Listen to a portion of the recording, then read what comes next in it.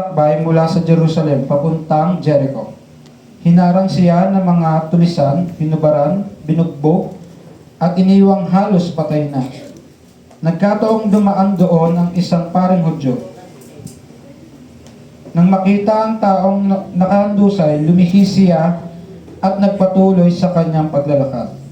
Dumaan din ang isang Levita, ngunit nang makita niya ang taong binugbog, lumihis din ito, nagpatuloy sa kanyang paglalakad. Ngunit may isang Samaritanong naglalakbay na napadaan doon.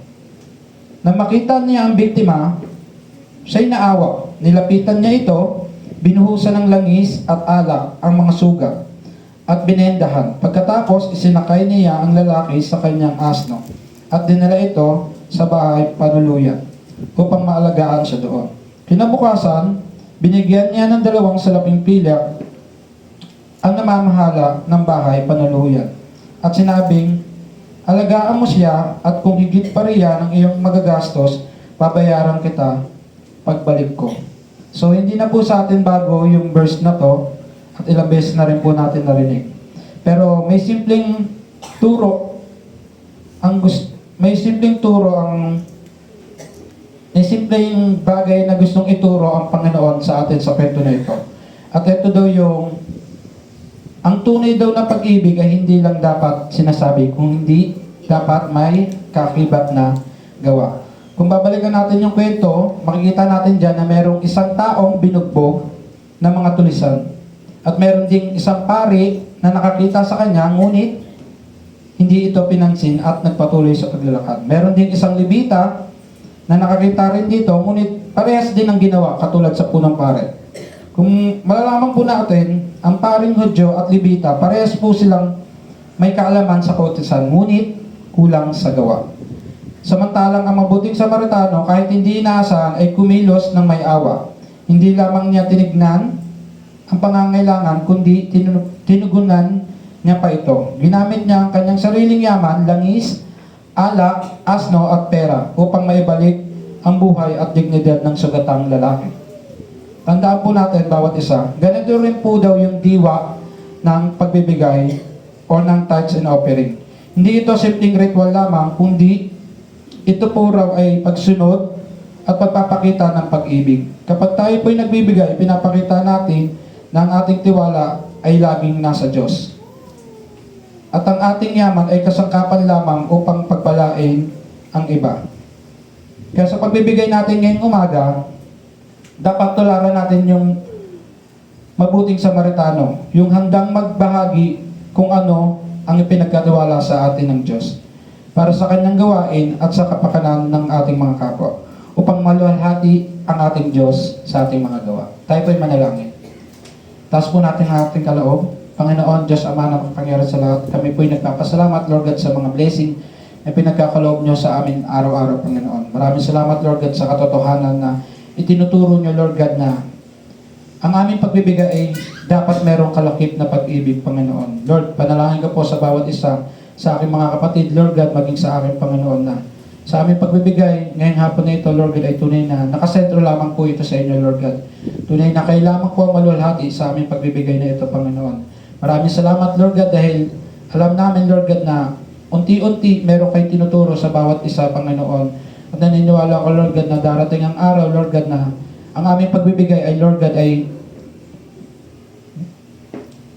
manggagaling sa aming mga puso lamang, Panginoon. Maraming salamat dahil patuloy niya kami tinuturuan sa araw-araw, Lord God. Kayo na po maluwalhati sa aming kalagitnaan sa mga oras o magdaraan. Ito po nga aming dalangin, pasasalamat sa tanging pangalan ng Jesus. Amen.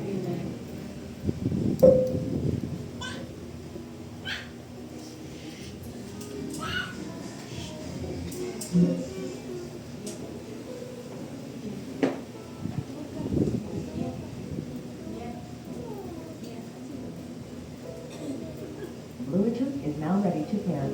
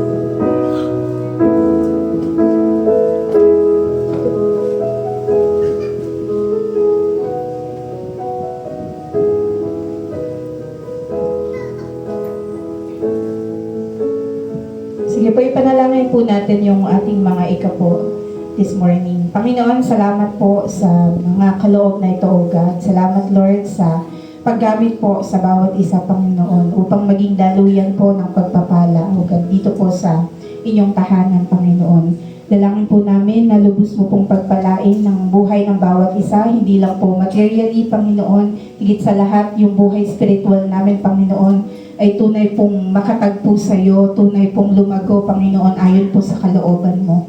Maraming salamat, O God. Dalangin po namin na magamit po yung mga kaloob na to, Panginoon, sa gawain mo dito po sa simbahan nito, Panginoon. And Lord, sa aming pong pagbibigay, we recognize na ang lahat ng nasa amin po ay nanggaling po sa inyo, Panginoon.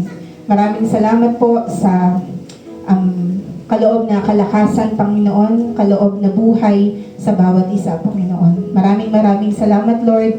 We also, Panginoon, lift up to you yung amin pong mensahe sa umagang ito, Panginoon. Dalangin ko po, O God, na tunay po na maitanim sa puso ng bawat isa, Lord God, yung seed, Panginoon, na ibabahagi po sa bawat isa, Panginoon, sa umagang ito. We pray na magbunga po ito ng pagbabago, ng paglago, ng transformation sa aming mga buhay, Panginoon. At Lord, mag-speak powerfully yung mensahe mo sa umagang ito. Maraming salamat, Panginoon, and we also rebuke the works of the enemy sa umagang ito, Panginoon. We rebuke the spirit of complacency, Panginoon. We rebuke the spirit of division, Panginoon, at katamaran, Panginoon, sa pakikinig po ng iyong salita. Nawa, Lord, ang bawat diwa, ang bawat isip, ang bawat katawan, mata ay maging gising, maging bukas, Panginoon, sa pag-unawa po ng salita mo sa umagang ito. Maraming salamat po, pinupuri ka namin at pinapasalamatan sa pangalan ni Jesus. Ang lahat po ay magsabi ng Amen. Amen. Amen. Masaya po ba kayo na kasama nyo yung, o katabi nyo yung katabi mo ngayon? Yes. Sabihin mo nga sa kanya, na panalo mo yung Panginoon ngayong umaga. Napanalo po natin sa buhay natin ang Panginoon ngayong umaga. Sige po, dako po tayo sa mensahe po ng Panginoon this morning. Ang pag-uusapan po natin ay tungkol po dito. Challenges a congregation must meet. No, sa Tagalog, mga hamon na dapat harapin ng isang kongregasyon. No, pag sinabi po nating kongregasyon, ito po yung grupo ng mga tao na regularly nagsasama-sama para sa pagsamba. At yung term po na to, madalas ginagamit sa church or religious settings. Tulad po natin ngayon, tayo po ay tinatawag na kongregasyon. Na bilang isang kongregasyon po, natural po na tayo ay humaharap sa mga pagsubok. Ang paglago po natin bilang isang simbahan ay pagpapala po mula sa Diyos. Pero madalas kasama po nito yung tinatawag nating pagdaan o pagdanas natin sa spiritual opposition. Spiritual opposition po refers to resistance, no, sa conflict o mga hamon sa pananampalataya. Sa pagsunod po natin sa Diyos at sa spiritual na paglago po natin bilang isang Kristiyano. It goes beyond human circumstances. Dahil involved po dito yung spiritual forces, influences, and pressures na nagsisik po na pahinain yung ating kalooban at i-shake yung ating pananampalataya sa Panginoon. Sabi po sa Bible, the devil does not rejoice when God's people are advancing. Hindi natutuwa ang kaaway pag ang isang Kristiyano po, ang isang simbahan, ay lumalago sa pananampalataya. Kaya ano po ang ginagawa ng kaaway? No, lagi siyang humahanap ng pagkakataon para hadlangan yung ginagawa ng Diyos sa buhay ng mga taong ito. He seeks every opportunity to hinder the work of the Lord. Even si Apostol Pablo po, no, in-acknowledge niya rin yung reality na to. Sabi niya po sa unang Thessalonica chapter 2 verse 18, sabi po dyan, at nais naming makabalik dyan. Ako mismong si Pablo ay makailang ulit na nagbalak dumalaw sa inyo. Ngunit lagi kaming hinahadlangan ni Satanas. Ang tactics po ng kaaway ay laging, hindi laging obvious. No? Hindi siya laging evident. Hindi rin siya aggressive.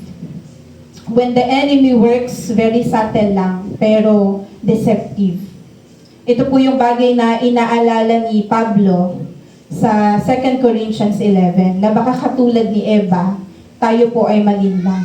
No, na malaso ng isipan natin at malayo tayo sa tapat na pananampalataya kay Kristo. Kasi madalas po, hindi through blatant sin o yung sinasabi po nating hayagan. No, hindi po siya ganon. Madalas sa pamamagitan po ng mga distractions or misplaced priorities at ng mga heartless diversion po na ang focus ay mailayo tayo ng dahan-dahan sa layunin po ng Diyos sa ating buhay. Tandaan po natin that these small compromises can weaken our spiritual alertness. No, hinahati din po nito yung ating atensyon, yung hinahadlangan din po nito yung pagiging epektibo natin bilang isang simbahan. Kaya ang paalala po sa atin, tayo po ay maging mapagbantay. Na manatili po tayong grounded sa katotohanan and fully devoted sa Panginoong Jesus. As we grow po as a church, no, hindi lang po natin dapat sineselebrate yung pagdami natin in numbers. No, katulad po ngayon, jam-pack po tayo. Konti lang yung seats na wala pong nakaupo. And praise God po. No, sabi po, hindi lang dapat yun yung sineselebrate natin. O kung may nadagdag po o naiisip tayong mga bagong activities sa church. We are also being reminded to guard our hearts. No, yung ating unity and our mission. Nang sa ganun, wala pong makagambala sa atin pong faithfully accomplishing yung mga gawaing pinagkatiwala po sa atin ng Panginoon. Considering these realities po, sinasabi ng banal na kasulatan na tayo po ay mag-respond with spiritual resolve. The Lord Himself exhorts the church. Sabi po sa Pahayag 3:11, darating ako sa lalong madaling panahon. Kaya't ingatan mo kung ano ang nasa iyo upang hindi maagaw ni numan ang iyong gantimpala. Sinabi po ito ng Panginoon, hindi po para magkaroon tayo ng takot, kundi upang ang bawat isa po sa atin ay manatiling matatag sa ating tinanggap sa Panginoon. Na to guard the truth and to preserve our relationship with Christ. Sa New King James Version po, mababasa po natin yung phrase na hold fast. Na ibig sabihin po nito, tinatanggap natin rather than avoid o iwasan yung mga challenges na binabato sa atin ng kaaway. Na trials, opposition, and spiritual resistance should not surprise us. Dapat hindi na po tayo mabigla kung meron po tayong kinakaharap na mga pagsubok. Na dahil madalas po ito yung mga palatandaan na ang isang simbahan ay lumalago. Instead of retreating o imbes na umatras po tayo, let us cling more tightly to Christ. Kumapit po tayo, mas kumapit po tayo ng mahigpit sa Panginoon. Nataglay po yung pagtitiwala sa Kanyang kalakasan at hindi po sa ating sariling kakayanan. At the same time po, we hold fast with hope. Sabi po ni Pablo sa unang Korinto 15:58, kaya nga, mga minamahal kong kapatid, magpakatatag kayo at huwag matinag. Maging masipag kayo palagi sa paglilingkod sa Panginoon. Dahil alam niyong hindi masasayang ang inyong pagpapagal para sa Kanya. Tandaan po natin na ang perseverance o pagtsatsaga natin ay mahalaga. No, every act of faithfulness, every moment of obedience, every sacrifice made for the Lord has eternal value. Sabi ang bawat gawa po natin na may katapatan, yung mga moment natin ng pagsunod sa Panginoon, bawat sakripisyo po na ginagawa natin para sa Kanya ay meron pong halaga, na walang hanggang halaga. Even when results are not immediately visible, na nakikita po ito ng Diyos, naaalala po ito ng Diyos. At dahil nakikita at naalala niya po ito, siya po ay nagbibigay ng gantimpala. So ang dapat po natin gawin is to stand firm, not because madali po yung mga pagdadaanan natin, Pero dahil alam natin na ang pangako po ng Diyos ay sigurado. And as we hold fast, let us do it with confidence. Na ginagawa natin ang mga ito ng may pagtitiwala na yung pagiging matatag natin ay nagbibigay po ng parangal sa Diyos. At yung atin pong mga pagpapagal ay hindi po kailanman masasayang. Amen? Amen. Sa lesson po natin ngayong umaga, tignan po natin yung ilan sa mga challenges na normally nararanasan po ng isang kongregasyon to serve the Lord faithfully. Now, una po, sabi dyan, the challenge of remembering our true work.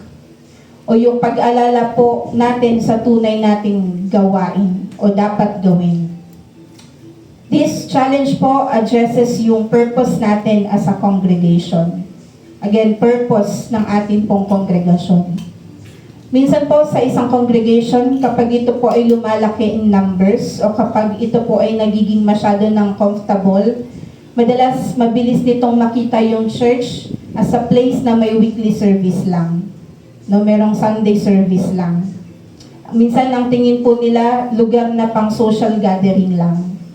No, time to meet their friends o yung mga kakilala or a well-run organization. Sabi po, the primary work of the church is not merely to gather, but to equip. The primary work of the church is not merely to gather, but to equip. Ang pangunahing gawain daw po ng isang simbahan ay hindi lang po basta magtipon, but to equip. Meaning po na maging handa yung bawat isa spiritually, na yung bawat mananampalataya na ipamuhay yung kanilang pananampalataya at paglingkuran ng Diyos effectively. Sabi po sa Efeso 4:11 to 12, at binigyan niya ang ilan ng kaloob upang maging mga apostol, ang iba na may mga propeta, ang iba'y mga ebanghelista, at ang iba'y mga pastor at mga guro. Verse 12, ginawa niya ito upang ihanda sa paglilingkod ang lahat ng mga hinirang, upang maging matatag ang katawan ni Kristo. Now, sabi po sa binasa natin, nagbigay ang Diyos ng mga pinuno sa simbahan for the equipping of the saints, para sa gawain po sa ministeryo, for the edifying of the body of Christ, o para sa ikatitibay ng katawan ni Kristo. Now, ano pong ibig sabihin nito? Ibig sabihin po, ang bawat mananampalataya ay may tungkulin na dapat gampanan. Sabi mo sa katabi mo, may dapat kang gawin. Ang bawat mananampalataya po ay may tungkulin na dapat gampanan. Na ang ministry po ay hindi nakalaan sa iilan lang. Ministry belongs to the whole body of Christ. At bilang bahagi po ng simbahan, responsibilidad po natin na tulungan ang isa't isa. It is our responsibility to help one another to grow spiritually. Nang sa ganun po, we can serve effectively ayon po sa pagkatawag sa atin ng Diyos. This equipping po na pinag-uusapan natin leads to growth. Though dapat mag-lead siya sa paglago. Not just individually but corporately. Hindi lang sarili mo, pero yung kabuuan po ng simbahan. Sabi po sa verses 15 to 16 ng same chapter sa Ephesians, sa halip sa pamamagitan ng pagsasalita ng katotohanan sa diwa ng pag-ibig, tayo'y dapat maging lubos na katulad ni Kristo na siyang ulo nating lahat. Sa pamamagitan niya, ang buong katawan ay pinag-uugnay-ugnay ng mga kasukasuan na mula rin sa Kanya. At kung maayos na gumaganap ng tungkulin ng bawat bahagi, lumalaki ang katawan at pinapatatag nito ang sarili sa pamamagitan ng pag-ibig. Tinuturo po sa atin ito na habang ginagawa ng bawat bahagi yung kani-kanilang mga tungkulin, ang buong katawan po ay lumalago sa pag-ibig and maturity. Spiritual growth happens when we are grounded in truth. Kapag aktibong naglilingkod ang bawat isa, at kapag tayo po ay pinagbubuklod ng pag-ibig ng Diyos. Tandaan po natin that a healthy church is one where members are growing, maturing, contributing, and not remaining passive or stagnant. No, sabi ang isang simbahang healthy po ay may mga miyembro na lumalago May mga miyembro na nagmamature, nagko-contribute para sa ikabubuti po ng bawat isa. Higit sa lahat, hindi ito nananatiling walang pag-unlad. And that is the very reason po, kaya ang isang healthy church ay may malinaw na purpose sa kanila pong fellowship. Hebrews 10:24-25 reminds us that we assemble in order to consider one another, to stir up love and good works. Sabi upang isaalang-alang ang isa't isa upang pukawin ang pag-ibig at mabubuting gawa. Ang gathering po, yung tinatawag nating pagtitipon, ay hindi lang po basta gawain or obligasyon. Ito po ay pagkakataon para hikayatin, palakasin, and to challenge one another to live out our faith. Sa pamamagitan po ng fellowship, ng pagtuturo, ng pananalangin, and even accountability, tinutulungan po natin ang isa't isa na manatiling faithful and at the same time, fruitful. Nawang tanong po sa atin, pakibasa nga po yung nasa screen.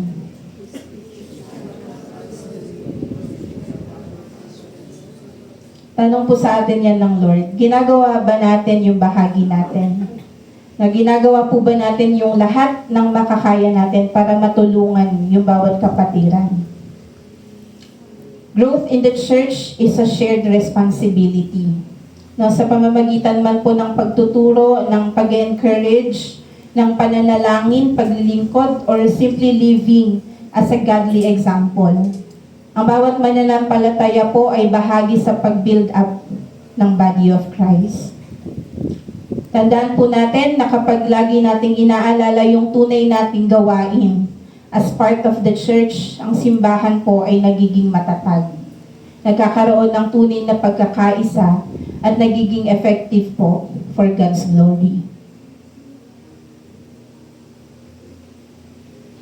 Another point po is that the church is not only called to build up believers, but also to boldly proclaim Christ to the world. Ang trabaho po ng church ay hindi lang para patatagin ang mga mananampalataya, kundi upang buong tapang na ipakilala at ipahayag si Kristo sa mundo. Ito po yung tinatawag nating evangelism. Sa unang Thessalonica 1:8, na pinuri po ni Pablo ang bawat isa na kasapi ng iglesia sa Thessalonica. Sabi po doon, "From you the word of the Lord has sounded forth." From you the word of the Lord has sounded forth. Sa Tagalog, sabi po ni Pablo, mula sa inyo ang salita ng Panginoon ay umaalingaw-ngaw. Nakikita po natin that this church provides a powerful example of this mission of evangelism o yung pagbabahagi po ng salita ng Diyos, which is also our mission. Sabi nga po natin sa sarili natin, evangelism is also my mission.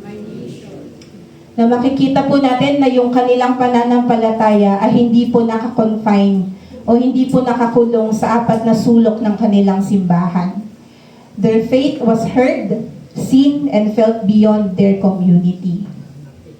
This gospel proclamation po ay nangyayari sa pamamagitan po ng mga individuals and collective efforts.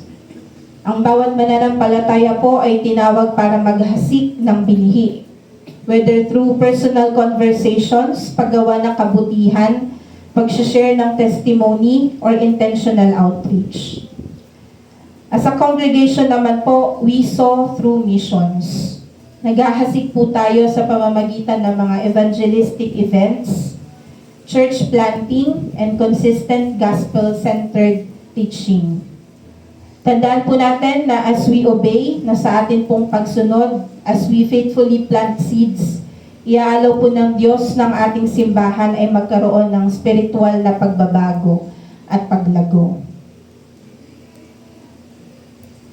However po, as a church grows at kapag po nagsimula ng dumami yung mga tao sa loob po ng isang simbahan, pwede po itong makaranas ng tinatawag nating subtle temptation. No, ito po yung akala mo wala lang, pero may nangyayari na palang panunukso yung kaaway. No, nagiging very comfortable na yung mga members, inward focus na sila, at makikita mo na okay na sila, na kontento na sila kung ano yung narating ng simbahan nila. Let us remember that growth should never lead to complacency. No, instead, dapat ito po ay mas nagde-desire ng greater vision. We must either expand to make room for more o magsama-sama to send out na mga mature believers para makatulong po sa pagsisimula ng another congregation at para higit pong mapalaganap ang ebanghelyo ng Panginoong Hesus. And in both cases po, the goal remains the same. No, parehas lang yung goal natin. Hindi po nagbago yung layunin ng bagay na ito, no, na mas marami pong tao ang makarinig at tumugon sa mabuti pong balita ng Diyos. Ngayon, ang mahalaga pong tanong sa atin, nakikibahagi ba tayo sa pagpapalaganap ng Ebanghelyo ng Panginoon?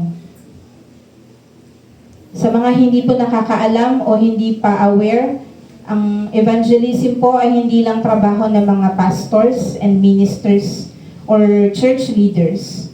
It is the calling of every Christian.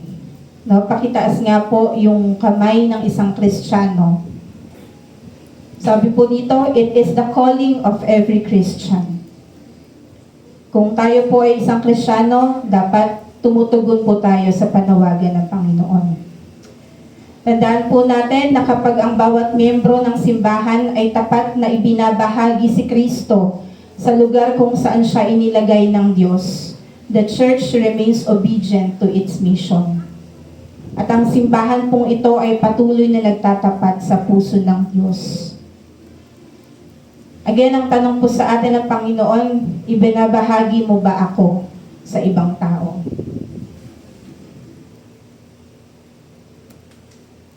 Another essential work of the church ay ang pangalagaan po yung physical na pangangailangan ng kanilang kapwa mananampalataya, not to provide for needy saints. Sa umpisa pa lang po, dinisenyo na ng Diyos ang simbahan na maging isang community marked by generosity, compassion, and love. Sa 1 Corinthians 16:1-2, pinaliwanag po ni Apostol Pablo yung original purpose bakit tayo nagbibigay. No, yun po ay para matugunan ang pangangailangan ng mga kapatiran. Sabi po dito sa verse 1, tungkol naman sa ambagan para sa mga kapatid, gawin ninyo ang tulad sa pinagbilin ko sa iglesia sa Galacia.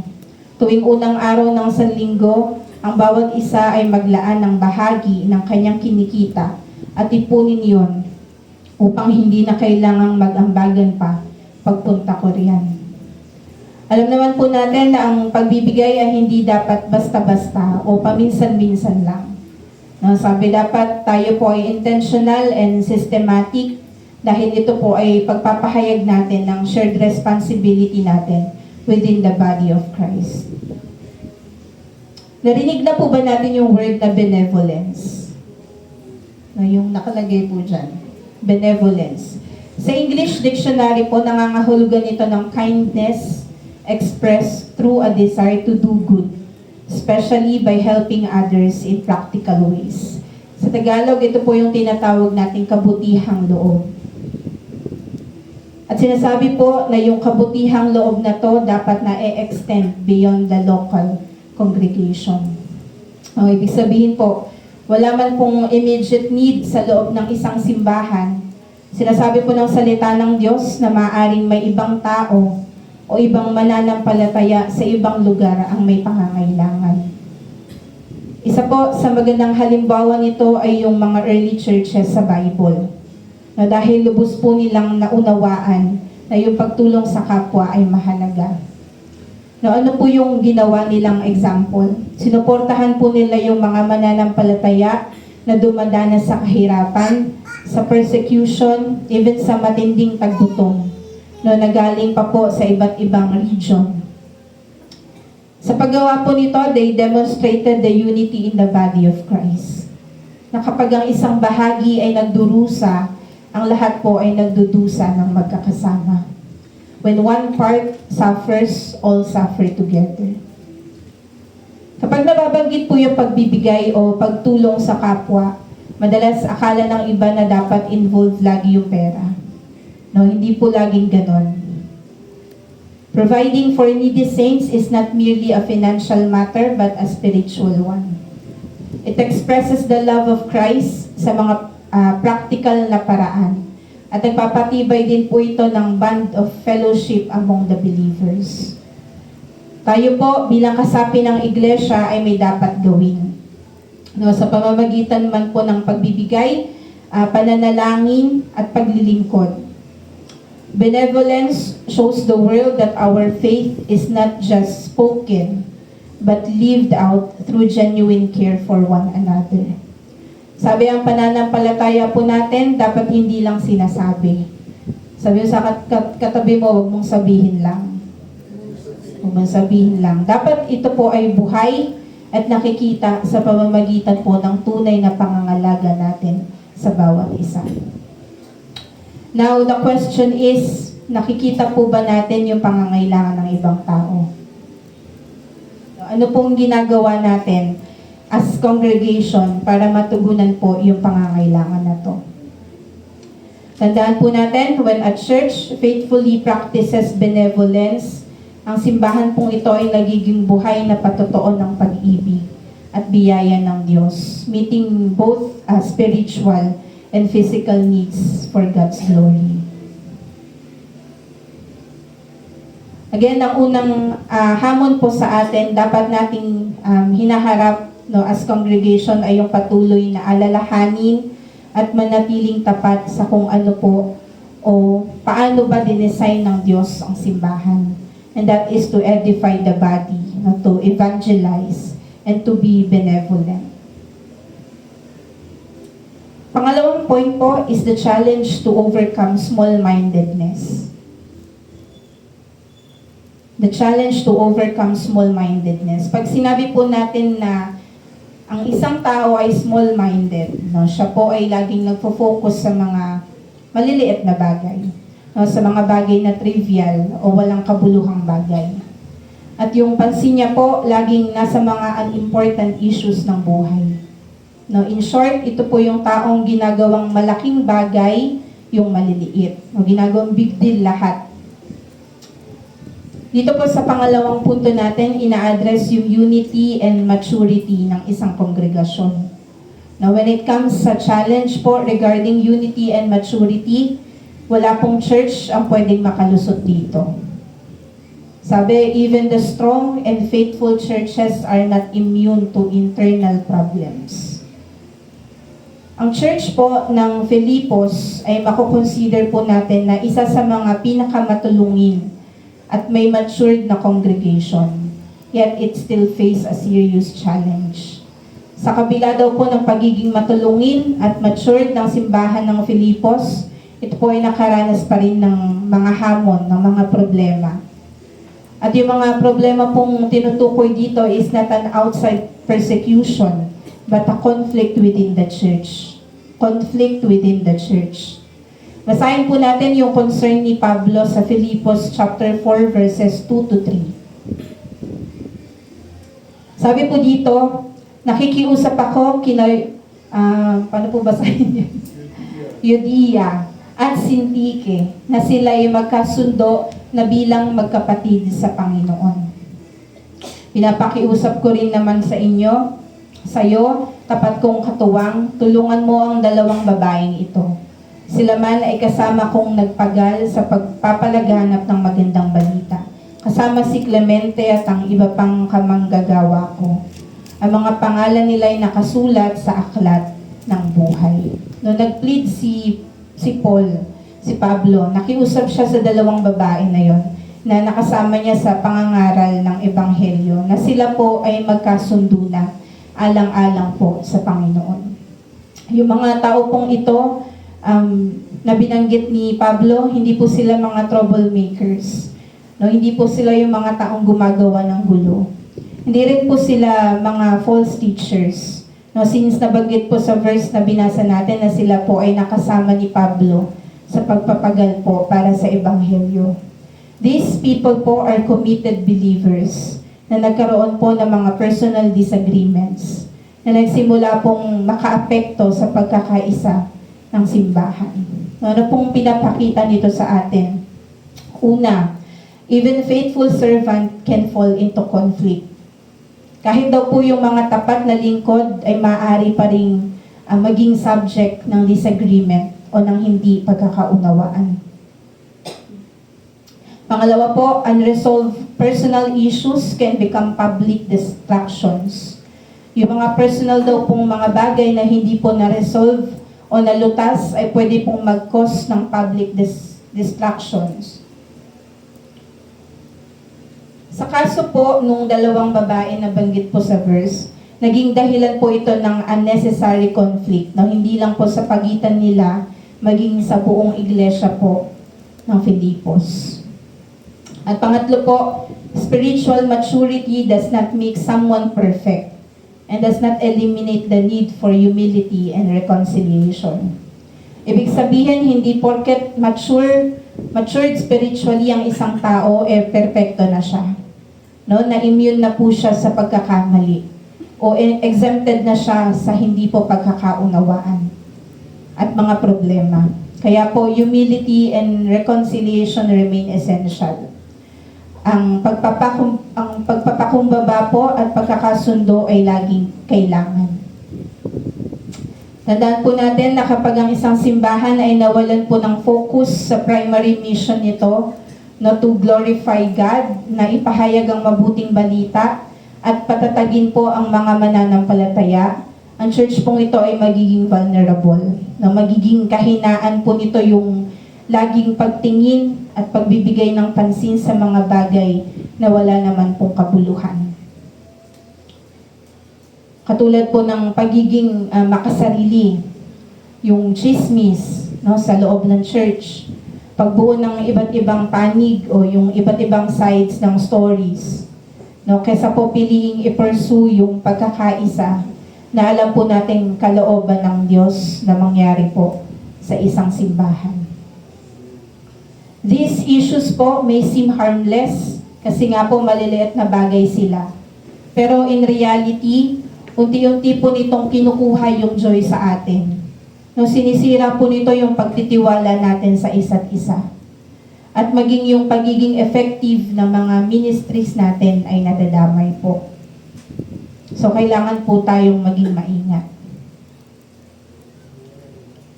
Isa pa pong challenge under this point ay yung pagpapanatili po ng sense of proportion ng isang simbahan na lumalaki. Sabi, dapat po wini-weigh o tinitimbang natin yung mga bagay ng tama at maayos. Dapat inaalam natin ano ba talaga yung nagmamatter. Ano ba yung mahalaga. Nagiging spiritually harmful po kapag madalas minimajor natin yung mga minor lang na bagay. O kapag pinapalaki natin yung maliliit na issue. Kapag lalo pong namamagnify yung maliliit na bagay na to, ang tendency po, yung mga secondary matters lang pala dapat, nag-overshadow no, doon po sa greater mission ng Panginoon na pinagkatiwala po sa atin. At kapag ito po yung nangyari, nade-drain po yung energy ng church. No, humihina po yung pagkakaisa and the work of the Lord is hindered. Nahahadlangan. Ano pong kailangan natin gawin para po maiwasan yung bagay na ito? We must keep our eyes doon po sa laki at halaga ng ginagawa natin para sa Panginoon. No, ano-ano nga po ulit yung mga bagay na yon, yung equipping of the saints, yung pagbabahagi ng salita ng Diyos, and caring for one another. No, yung mga bagay pong ito is far greater than any personal convenience. Alam niyo po, madalas feeling natin at nakikita natin na yung mga problema po na to, mahalaga naman talaga. No, or may sense naman sila.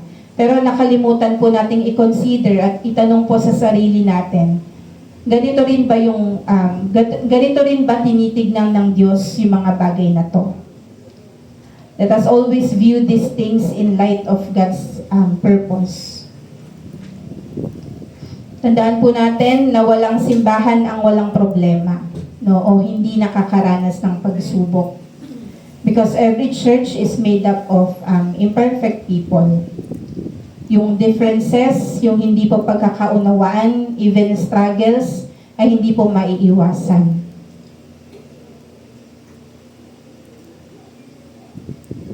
Ngayon po, malinaw po sa atin na ang tanong ay hindi na po tungkol sa kung may magiging problema pa ba yung isang simbahan. Ang tanong po ay kung paano tayo tutugon o magre-respond sa mga challenges na to. No, papayag po ba tayo na maging dahilan yung mga bagay na yon ng pagkakabaha-bahagi o i-address po natin yung mga ito with humility and grace. No, Paul's encouragement in Philippians chapter 2 verses 1 to 5 gives us the right perspective. Sabi po dito, kaya nga, yamang mayroong kasiglahan ang buhay kay Kristo, mayroong kaaliwan ng pag-ibig, mayroong pakikiisa ng Espiritu Santo, at mayroong kagandahang loob at malasakit para sa isa't isa. Lubusin ninyo ang aking kagalakan. Magkaroon kayo ng iisang kaisipan, mabuklod kayo sa iisang pag-ibig at magkaisa kayo sa puso't diwa. Huwag kayong gumawa ng anuman dahil sa pansariling layunin o pagyayabang. Sa halip, bilang tanda ng pagpapakumbaba, ituring ninyong higit ang iba kaysa inyong mga sarili. Pagmalasakitan ninyo ang kapakanan ng iba at hindi lamang ang sa inyong sarili. Verse 5, naway magkaroon kayo ng kaisipan na tulad ng kay Kristo Jesus. Tinawag niya po ang bawat mananampalataya sa pagkakaisa, no, pagpapakumbaba and selfless love, no, urging us to consider others na mas better sa atin at ina-adapt ang kaisipan ng Panginoong Hesukristo. When we follow this instruction, nagsishrink po yung mga issue na yon, no, in comparison sa greater work na ginagawa ng Diyos sa ating simbahan. Christ-likeness attitude helps us keep matters in their proper place. No, at pine-preserve din po nito yung ating pagkakaisa at pagiging effective bilang isa pong kongregasyon o bilang isa pong simbahan.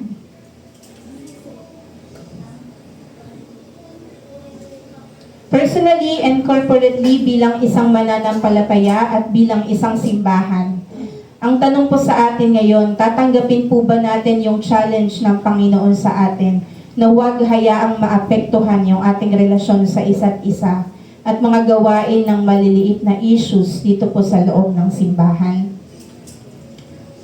Yung challenge pong ito ay ma-attain if we will embrace yung katotohanan na to keep Christ and His purpose at the center of everything na ginagawa natin. Kapag ang isang congregation po values humility over pride, na pinipili yung pagpapatawad kaysa resentment, at prioritizes gospel over personal preferences, nawawalan po ng kapangyarihan yung bagay na to sa ating simbahan. It loses its hold, it loses its power na kontrolin tayo. After considering po yung mga struggle na to ng isang simbahan to overcome small-mindedness, ang next step po is to confront yung challenge of maintaining gratitude sa ating pong buhay. At yung pagkakaroon po ng pusong laging nagpapasalamat. Sa gitna po ng mga challenges na nabanggit natin, sa gitna po ng paglago and responsibilities po natin bilang isang simbahan, it is very important that we pause and remember kung gaano po tayo pinagpala at patuloy na pinagpapala ng Diyos. At sa pag-alala po natin ng mga bagay na to, tayo po ay tinuturuan ng Diyos na maging mapagpasalamat. Dahil ang pagpapasalamat po o yung gratitude na tinatawag natin sa English ay nagpapanatili po sa ating mga puso na maging humble. No, it keeps our perspective right and our faith strong. Tandaan po natin na kapag intentionally nire-reflect natin yung kabutihan ng Diyos, nawawala po yung panghihina ng kalooban natin. At yung atin pong joy o kagalakan ay nare-renew.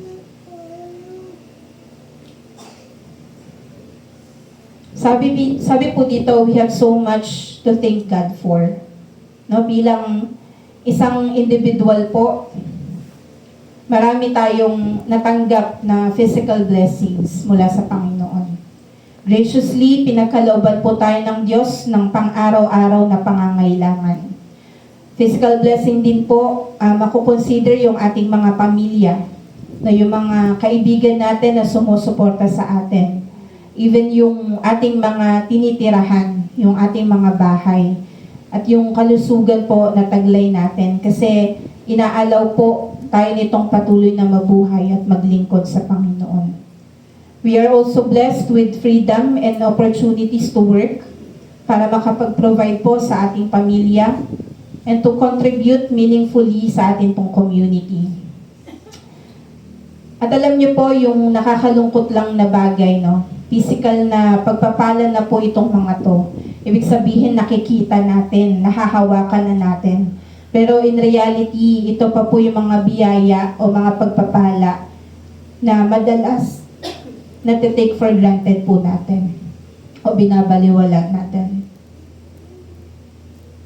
Bukod po sa physical blessings, we also have spiritual blessings. No, sa Panginoong Hesukristo, tayo po ay nakasumpong ng kaligtasan, ng kapatawaran po ng mga kasalanan, at ng katiyakan na tayo po ay reconciled na sa Diyos. Nakakaranas po tayo ng kapayapaan ng isip, no, hindi dahil madali yung buhay, kundi dahil lang atin pong mga puso ay nagre-rest po sa mga pangako ng Diyos. We are surrounded by His unfailing love, no, ng Kanya pong walang hanggang pag-ibig sa buhay ng bawat isa. We are strengthened daily dahil po sa presensya ng banal na Espiritu sa ating buhay. At lahat po ng ito ay tinatawag po nating mga pagpapalang spiritual. Tandaan po natin na kapag nire-recognize po natin yung mga pagpapalang ito, naturally, mag-overflow po sa atin or aapaw po yung ating pagpapasalamat. Aapaw po yung ating pagsamba, yung ating pagsunod at paglilingkod po sa ating Panginoon. A thankful heart guards us against complaints, division, and discouragement. Na pinapaalala po nito na ang Diyos ay marami na pong ginawa sa ating buhay. And that He remains faithful as we continue His work together. Ang Diyos po ay mananatiling tapat habang tayo po ay naglilingkod ng sama-sama. Hindi lang po tayo individually pinagpapala ng Diyos, maging bilang isang kongregasyon din po. Now, God has richly provided for us in many ways. Now, una, we enjoy freedom from turmoil and freedom to worship. Sabi tayo daw po ay nakakaranas ng kalayaan sa kaguluhan na nagbibigay po sa atin ng pagkakataon na sambahin at maglingkod sa Diyos. Kapag po peaceful ang paligid natin, it allows our hearts and mind po to be centered on God. Kesa po sa kabigatan na dala po ng mga kaguluhan o problema o yung mga hindi po pagkakaunawaan. Pangalawa po, the congregation is filled with love and unity. Na magiging posible po ang bagay na to kung ang bawat miyembro po ng isang simbahan ay nagkakaisa in spirit and purpose. Na dahil gumagawa po ito ng isang strong and supportive community, kung saan po ang pag-encourage sa isa't isa at yung pagbabahagi po ng burden ay malaya pong napapakita. And as a result po, masasabi natin that that body of Christ ay nagpa-function po according to God's purpose. Pangatlo po, we are blessed with good facilities. Na madalas pag sinasabi pong facilities, ang bagay po na naiisip natin agad yung mga nakikita lang ng mata natin. Though bahagi po sila, pero may mas higit pa po tayong dapat makita. Na yung good facilities po na sinasabi dito ay hindi po limited sa mga physical na bagay. Katulad po ng space no, na meron tayo, yung kwarto na to or yung building and resources. Through good facilities encompass the spiritual environment God has established among His people. No, ang best facilities po ng isang simbahan ay hindi po kung gaano kalaki yung isang worship place o yung structure nito. Hindi rin po kung gaano kaganda at kabago yung mga equipments. Pero ito po ay makikita sa pananampalataya at pag-ibig po ng bawat miyembro. Again, the church's greatest blessings are found in its culture of faith and love. Makikita yung bagay na to sa isang church, no, kung ang salita po ng Diyos ay tapat pong natuturo. Makikita po to sa isang church kung ang salita ng Diyos ay faithfully natuturo po sa bawat miyembro. Kung saan yung ibang tao po makikita mong welcome, no, na may totoo pong pagmamalasakit. Kung saan yung mga church leaders po ay responsable sa mga gawain na pinagkatiwala sa kanila. At makikita po ito kung yung bawat mananampalataya po ay nanunurture o naaalagaan towards spiritual maturity. And lastly po, no, for both individual and congregational growth, pang-apat po, the congregation has great potential for continued growth. Isa pong blessing na ang bawat miyembro po ng kongregasyon ay makikita po na lumalago. Na-joy po yan ng bawat church leader. Kapag nakikita nilang lumalago sa pananampalataya at meron pong transformation sa buhay yung mga taong pinagkatiwala sa kanila ng Diyos.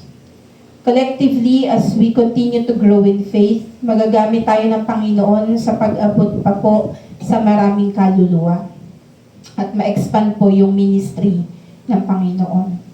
Na sa ganun po, makakapag-iwan po tayo ng lasting impact sa atin pong community para po sa kapurihan ng Panginoon.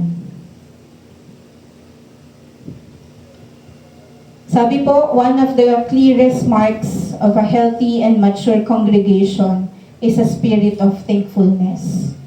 Kasi sineshape po nito kung paano natin nakikita ang Diyos sa buhay natin. Na kung paano po natin tinitreat yung bawat isa at kung ano po yung nagiging response natin kapag may blessings o challenges tayong kinakaharap. Sa church po ng Colossae, na may paulit-ulit pong exhortation sa kanila si Apostol Pablo. At ito po yung pagiging mapagpasalamat.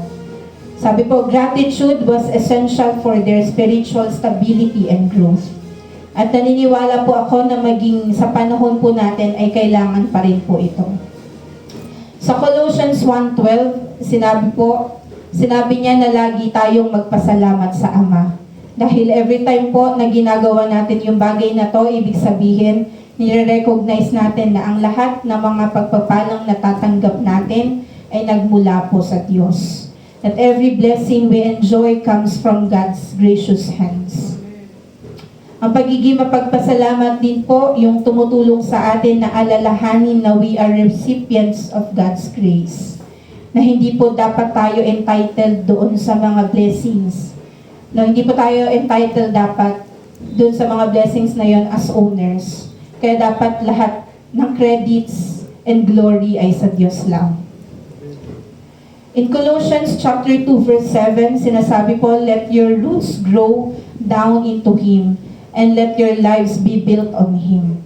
Then your faith will grow strong in the truth you were taught and you will overflow with thankfulness. Sa ibang translation po, ginamit yung phrase na abounding with thanksgiving. Sinasabi po sa atin ito na kung ang buhay po natin is firmly grounded in Christ, magiging natural po sa atin ang pagiging mapagpasalamat. Even yung expression po natin ng pagtitiwala sa Diyos ay magiging continuous din. Tandaan po natin that gratitude is not an occasional response. O hindi lang siya minsanan. It is meant to overflow sa atin pong mga buhay. Dapat bilang isang Kristiyano, nag-uumapaw po sa puso natin ang pagpapasalamat sa Panginoon. Sa Colossians 3:15, tinuturuan po tayo na sa paghahari ng kapayapaan na nagmumula po kay Kristo, tayo po ay laging magpasalamat. A thankful heart allows God's peace to govern everything in us. Na gumagabay po sa ating mga emotions, sa ating mga iniisip, decisions, and responses. Sa verse 17 ng same chapter, sinasabi po na anuman ang inyong gagawin o sasabihin, gawin ninyong lahat sa pangalan ng Panginoong Hesus. At sa pamamagitan niya ay magpasalamat kayo sa Diyos Ama. Pinapakita po dito ng ordinaryong gawain. No, nagluluto ka man, naglalaba, nag-aaral, no, sa lahat ng ginagawa natin. Tinatransform po ng pagpapasalamat yung maliliit at ordinaryong bagay sa mga gawain ng pagsamba. And it also aligns our daily lives with God's glory. Lastly po, gratitude should be characterized by our prayer life. O dapat ito po ay isa sa mga katangian ng ating buhay, pananalangin. Sa Colossians 4:2, in-instruct po ni Pablo yung mga mananampalataya to be vigilant in their prayer with thanksgiving. O maging matyaga, maging handa, at nagpapasalamat sa Diyos. Now, bakit po dapat gawin ito? Now, bakit dapat po natin gawin ito? Dahil lang pagpapasalamat po sa pananalangin ay pag-acknowledge po sa katapatan ng Diyos sa ating buhay. No, in the past man, at ganun din po sa hinaharap. Keeping our hearts hopeful in all seasons. Kaya bilang isa pong mananampalataya at part po ng isang kongregasyon, let us guard our hearts against becoming unthankful. Tandaan po natin na kapag nag-fade na o nawala na sa buhay natin yung pagpapasalamat, kasunod na po nun yung pagdanas natin ng tinatawag na spiritual decline. Roma 1:21, sabi po dito, kahit nakilala nila ang Diyos, siya'y hindi nila pinarangalan bilang Diyos, ni pinasalamatan man. Sa halip, naghaka-haka sila ng mga bagay na walang kabuluhan, kaya't nagdilim mga hangal nilang pag-iisip. Very clear po na dapat walang space yung pagiging ungrateful sa buhay ng isang tao, lalo na po kung tayo ay isang Kristiyano. Ang pagiging ungrateful po is not a small issue, kasi first step po yun sa depravity o sa kasamaan. Nagbubukas din po yun ang daan sa pagmamataas and self-centeredness. To summarize po these points, kapag huminto na po tayong magpasalamat sa Diyos, ibig sabihin nun, hindi na rin natin siya kinikilala as source ng lahat po ng meron tayo. Maging mapagpasalamat po tayo sa lahat ng pagkakataon, and let us choose to acknowledge God's grace in our lives every day. No, in all circumstances, sa lahat po ng pagkakataon. Bilang pagtatapos po, nakita natin na there are indeed many challenges yung pwedeng harapin ng isa pong kongregasyon. No, yung iba po external, katulad ng persecution, yung testing of faith through oppositions. Yung iba naman po dadating unexpectedly, no, tulad po ng mga natural calamities, kung saan pwede pong masira ang community, no, na nasa-strain po yung both faith and resources ng mga mananampalataya. These challenges po are overwhelming. No, minsan yung weight ng mga struggles na to, napakahirap pasanin. Pero isang bagay po yung masisiguro natin, malalagpasan po natin ito. Dahil wala pong imposible sa ating Panginoon. Ang kailangan lang po natin gawin ay manatiling anchored sa sinasabi at pinapagawa ng Diyos sa atin. At tandaan po natin yung mensahe ng Panginoon ngayong umaga. Now, remember our true work, overcome small-mindedness, and maintain a heart of gratitude sa lahat po ng pagkakataon. At gawin po natin yung bahagi natin as part of congregation. Not for our own recognition. Hindi po natin gagawin yung part natin kasi gusto nating ma-recognize ng ibang tao. No? Or gusto nating ma-recognize tayo ng mga church leaders. Pero gagawin natin yon para sa kapurihan po ng Panginoon. Amen? Nawa ang buhay po ng bawat isa sa atin, no? At ang buong simbahang pong ito ay tumugon po sa panalangin ni Apostol Pablo. Sabi po niya sa Efeso chapter 3 verse 21, sa kanya nawa ang kaluwalhatian sa pamamagitan ng Iglesia at ni Kristo Jesus sa lahat ng salinlahi magpakailanman. Amen. May the Lord be honored through our faithfulness. Tayo po ay manalangin. Let's close our eyes.